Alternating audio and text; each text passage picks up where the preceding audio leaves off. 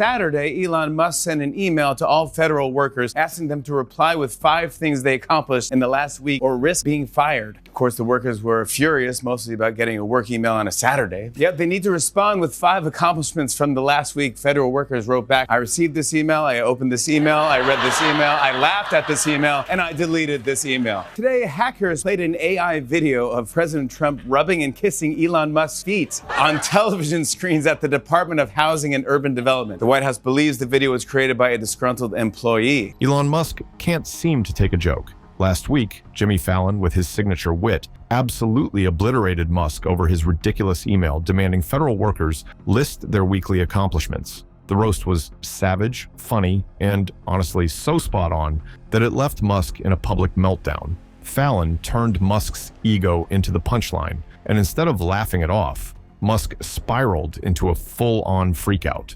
The real question is how this so-called visionary ends up looking like the villain in a late-night comedy sketch. He now owns SpaceX and Twitter. It's like Musk is thinking, "I've seen the heavens, now on to hell." Jimmy Fallon has truly mastered the art of comedy and timing. It's not just about telling jokes. He knows exactly when and how to deliver them for maximum impact. His hosting style is a brilliant mix of humor and quick wit, and that's what makes him so special. He doesn't just crack jokes. He elevates every moment with his perfect timing. Fallon can turn even the most mundane situations into pure comedy gold.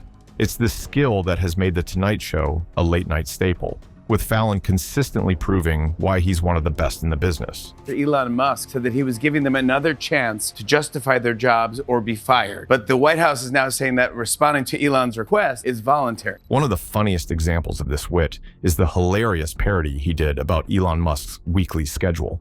The whole bit was a masterclass in timing. Fallon mocks Musk's chaotic personal and professional life, turning his lack of productivity and endless mishaps into something to laugh at. Instead of just poking fun, Fallon knows how to make it resonate, drawing laughs from the audience every time. It's confusing. When you walk in the White House and say who's in charge, everyone just shrugs like they're working at Lids. And let's not forget Fallon's amazing connection with the crowd. He knows exactly how to keep them engaged, responding to their energy, and making every joke feel like part of the moment. He doesn't just perform for them, he makes them feel like they're a part of the comedy. It's this magic that makes him such a beloved figure. Federal workers have a midnight deadline tonight to list 5 things they accomplished last week, or else they're out of a job. That's according to President Trump's special assistant, Elon Musk. Elon Musk recently made headlines for sending an email to all federal workers, demanding they submit a list of 5 accomplishments from the past week to prove their worth or face the risk of being fired. The email was a major flop, stirring up a lot of anger and confusion. It's not just the request itself, but the timing and audacity of it that's got people talking. To send such an email over the weekend to people already working under intense pressure was, to put it lightly, poorly thought out. Was fired by Elon Musk, Ruman Chaudhry. She's the former engineering director of the machine learning ethics team at X, and she was part of the first wave of Musk layoffs there, and attorney Shannon Lisa Reardon. What makes it even more absurd is Musk's track record. This is the same guy who's made waves for constantly laying off employees and overseeing the collapse of key projects. Companies like Tesla and SpaceX have faced controversies over working conditions, and Musk himself is often seen as a reckless leader, making decisions on the fly. So, for him to lecture anyone about productivity is laughable. What did you do last week? That's a question Elon Musk and his Department of Government Efficiency team insist all federal workers must answer in an email. His companies are far from paragons of efficiency, and his constant erratic behavior hardly sets an example for others to follow. Musk's message about proving productivity just doesn't carry any weight when it's coming from someone who can't even run his own business without chaos. The deadline for workers to respond is tonight at midnight. It's hard to take it seriously when you're stealing rules from Cinderella. How much more of a pumpkin can I turn into? Jimmy Fallon didn't hold back when he roasted Elon Musk over his ridiculous email, demanding federal workers send in a list of their accomplishments. From the very start, Fallon set the stage with a playful jab about how absurd the whole thing was. Instead of just poking fun at Musk's out-of-touch management style, Fallon went for the jugular, pointing out how Musk's own behavior completely contradicts the high standards he tries to impose on others. It was a brilliant move, showing the hypocrisy behind Musk's productivity demands. Sunday, layoffs. Monday, speech. Tuesday, layoffs. Wednesday, post some memes. Thursday, fire FDA. Get bird flu from RFK. Friday, get some brunch with Ye. He's now in charge of the CIA. To really drive the point home, Fallon came up with a hilarious parody of Musk's weekly schedule. It's an absolute comedic goldmine.